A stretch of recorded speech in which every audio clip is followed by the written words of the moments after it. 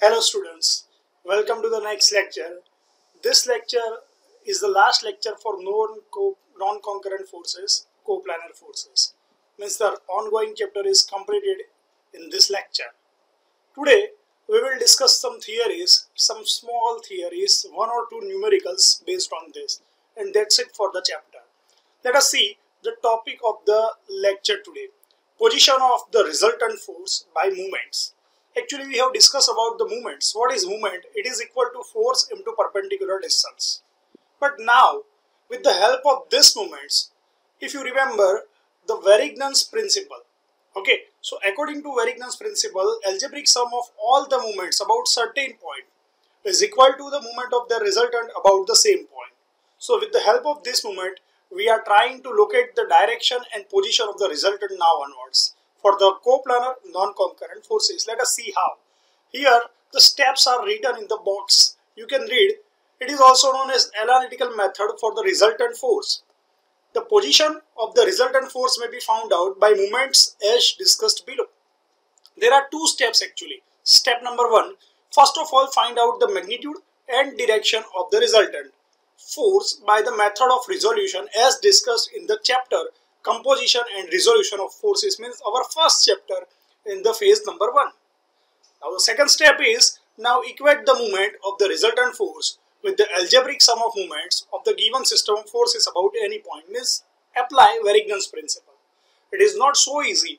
You just see numericals after one or two theories, then after you can realize how the moments can be applicable. This may also be found out by equating the sum of clockwise moments and that of the anti-clockwise moments about the point through which the resultant force will pass. Let us see how all the things are applicable. Let us go ahead. See the example over here. So in this example, the system consists of three forces on an equilateral triangular plate. You can see it is 2p, 3p and 4p. The length of each and every side of the triangle is 100 mm. You can see the angle inside the equilateral triangle is 60 degree. 60 degree for all the three angles because it is an equilateral triangle. Let us see the data first. Three forces 2p, 3p and 4p acting along the three sides of an equilateral triangle of side 100 mm taken in order. Find the magnitude and position of the resultant force. Means we have to find resultant force, magnitude and positions. Magnitude means value and position means in this figure actually from which direction the resultant will be passing. That is known as position of the resultant, which we have to find. Let us see first of all magnitude of the resultant force.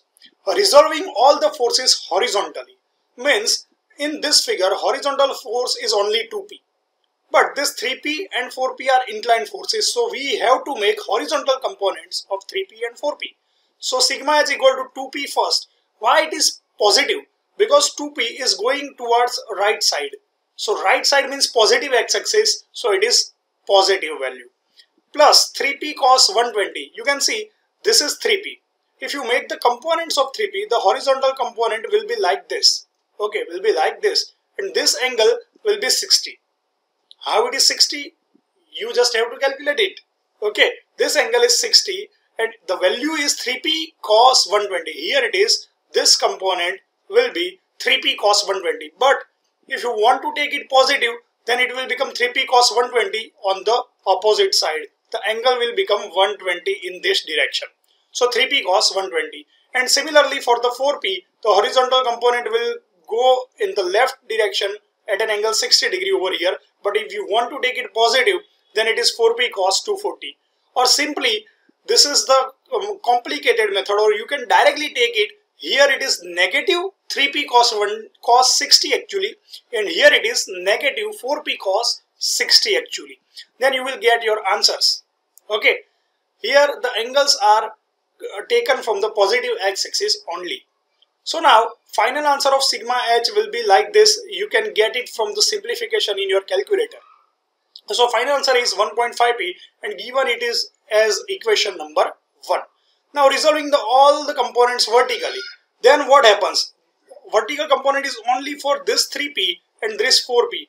Vertical component of 4p is going down and vertical component is 3p is going up. So it will be 3p sin 60 positive and negative will be 4p sine 60 as written over here. You can see here it is negative sign. They are not trying to make it positive at any cost, at any angles. So with the help of this, in your simplification of your calculator, you will get the answer of 0.866p in the negative. So this is the equation number 2. So these are the sigma h and sigma v for the given force system. Now let us check what happens with the resistance. You can see our formula of the resistance is under root of sigma h square plus sigma v square. This is sigma h, this is sigma v. By simplification, you will get the answer 1.732p in the form of p. Now, this is the resultant. Actually, we are not having the value of p. If in your numerical, in your exam, if p equal to 60, then the given forces are 120, 180, 240, etc. Then you will find the resultant with the help of these values. Okay, so this is the master sum or standard sum. Now, what happens with the position of the resistance? Let x equal to perpendicular distance between b.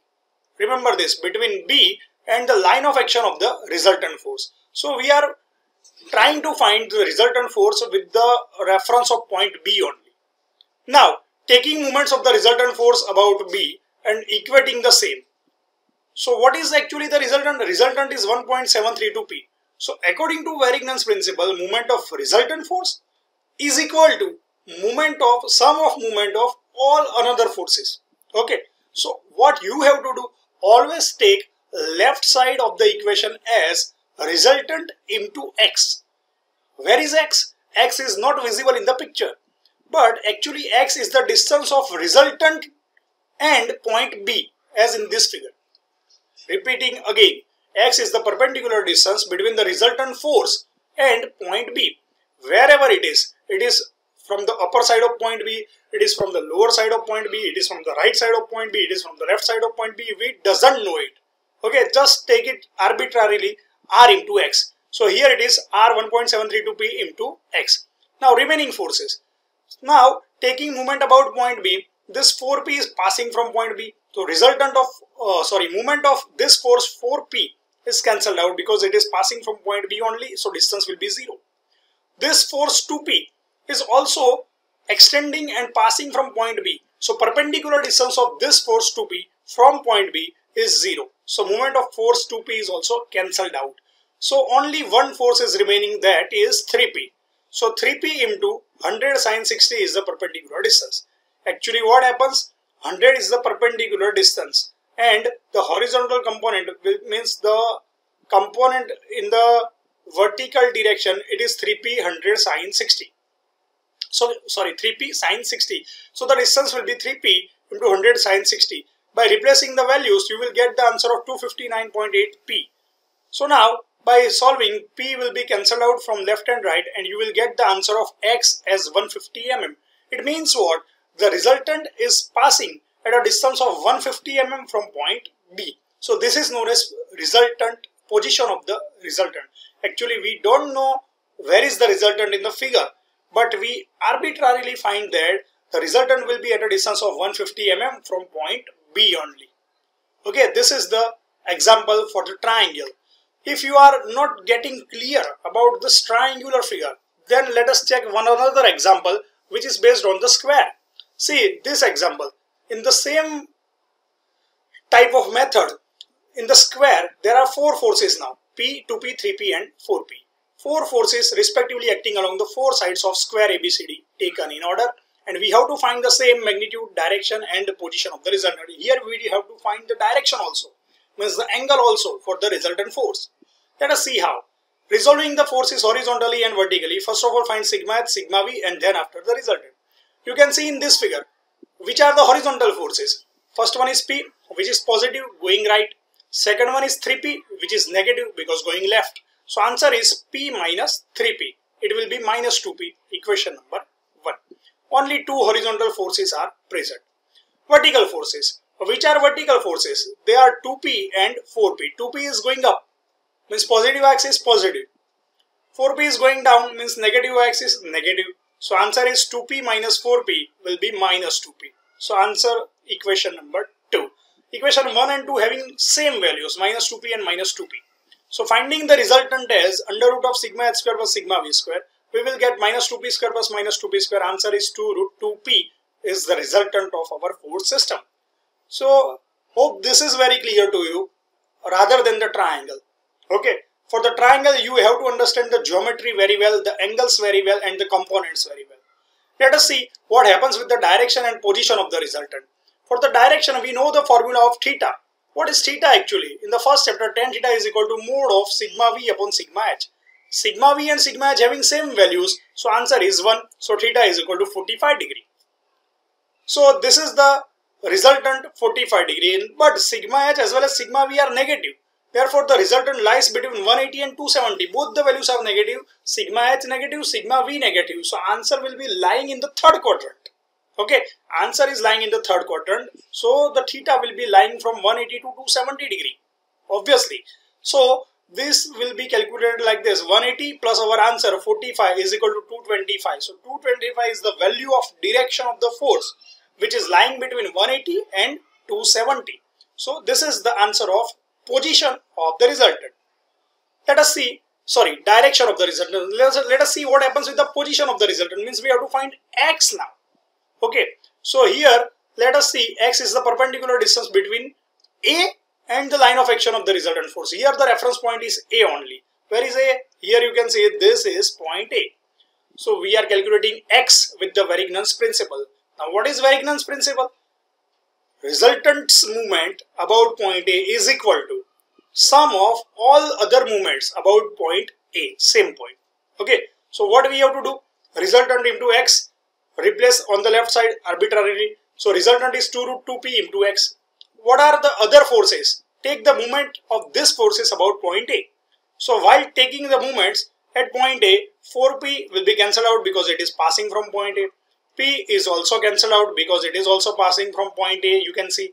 So remaining forces are 3p. Now 3p is moving like this. You can see like this. So it is anti-clockwise. And the force 3p is horizontal. So perpendicular distance will be this. So 3p into A, which is anti-clockwise. And the other force is 2p. This is the vertical force 2p. By extending, this is 2p. The perpendicular distance is also the side of the square, means A. It is also rotating like this anti-clockwise, okay, about point A. So the answer will be 2p into A. So this both the movements 2p into A and 3p into A both are anti-clockwise. Okay, so you can see both the values are taken as positive. If the answer is clockwise for both the movements, then also it is positive. If the answer is anti-clockwise for both the movements, then also it is positive. Doesn't matter. But if one force is anti-clockwise and the other force is clockwise, then one value should be taken as positive and the other value should be taken as negative, but such that the total answer will be positive only. So make sure that the bigger value should be taken as positive and the smaller value should be taken as negative. Okay, so the final answer will be 5p into A, and by solving you can get x equal to 5a upon 2 root 2. Actually A means the side of the square which is not available to you, so this is the master sum. If you replace the square side as 5 meter, then you will get the answer in your calculator. X equal to 5 into 5 upon 2 root 2, something like that. It is in meter or mm or centimeter as per the given figure in your data. Okay, so by this method you can find the resultant, which is the magnitude of resultant. Then after, direction of the resultant means angle theta, depending on the quadrant as per our chapter number 1.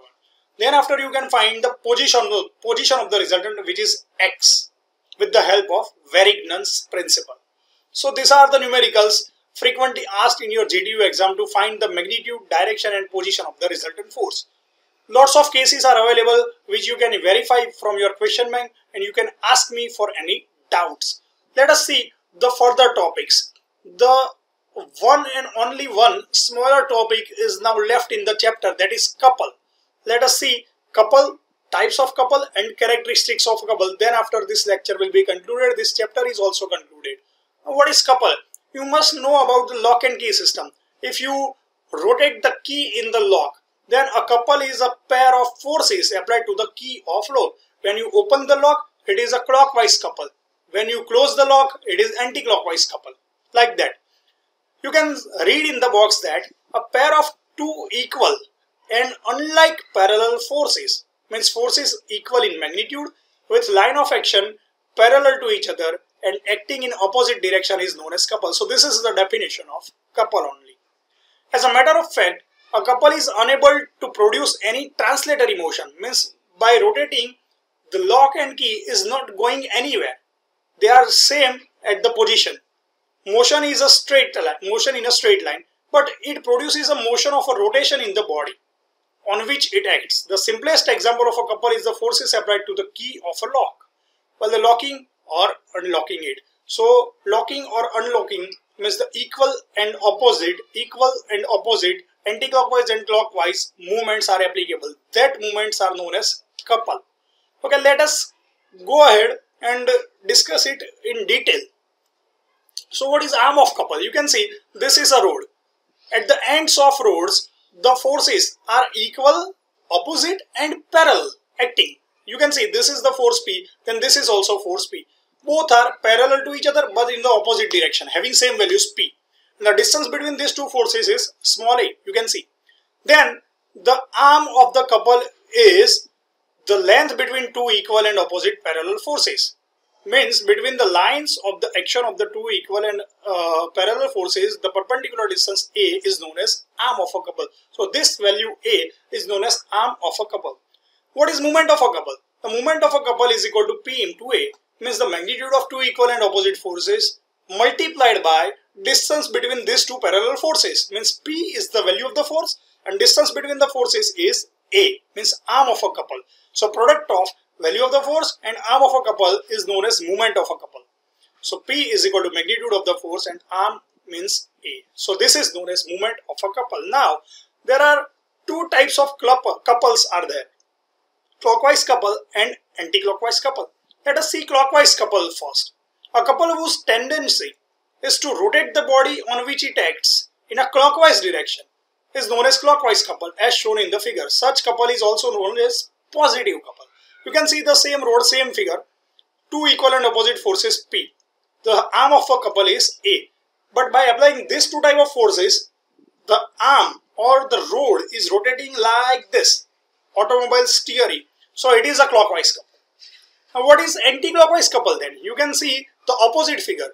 Here at point B, the forces is in the upward direction and at the point A, the force will be in the downward direction. So it will try to rotate the rod in the anti-clockwise direction. Okay, so that's why it is known as anti-clockwise couple. You can see the motion or the movement of your automobile steering, your car's steering, clockwise steering, anti-clockwise steering. So this type of couples are known as clockwise and anti-clockwise couple, which try to rotate the body in the clockwise or anti-clockwise direction respectively. Let us see some characteristics of couple. This is our last topic of the chapter. What is characteristics? There are mainly four characteristics, means properties of couple. The algebraic sum of the forces constituting the couple is 0. Means on the body, the net force of the net total of the forces will be 0. Means upward forces is equal to downward forces. Net effect is 0. So body is just rotating, not moving anywhere in the translatory direction. Okay. Number 2, the algebraic sum of the moments of the forces constituting the couple about any point is the same and equal to the moment of the couple itself. So moment of the algebraic sum is equal to moment of the couple. A couple cannot be balanced by a single force, but it can be balanced by only a couple of opposite sets. Means if there is a couple in the clockwise direction and you have to balance it, then equal and opposite couple means two parallel forces are applied in the opposite direction, means in the anti-clockwise direction. Not a single force can balance the couple itself. Okay. Now number 4, any number of coplanar couples can be reduced to single couple whose magnitude will be equal to the algebraic sum of the moments of all the couples. So you have to just remember these properties, or you can say the characteristics of these couples. This is only important for the exam point of view, nothing else. So these are the characteristics of a couple. So this is the conclusion of our chapter. It is very small chapter. Only one type of numerical is asked in the exam, that is the magnitude, direction and position of the resultant. Theories are very small. One is Varignon's principle and the second one is movement and couples. Okay, types of couples, characteristics of couples and the definition of movements. You have seen the one numerical for based on movements also, based on position, direction and magnitude of the resultant also. So just revise this numericals, just revise this theories, which is conclusion of the chapter. So this is the chapter Co-Planar Non-Concurrent Forces. In the next lecture, we will start another chapter, that is torsion. So till then, thank you very much students. Revise the lectures again and goodbye.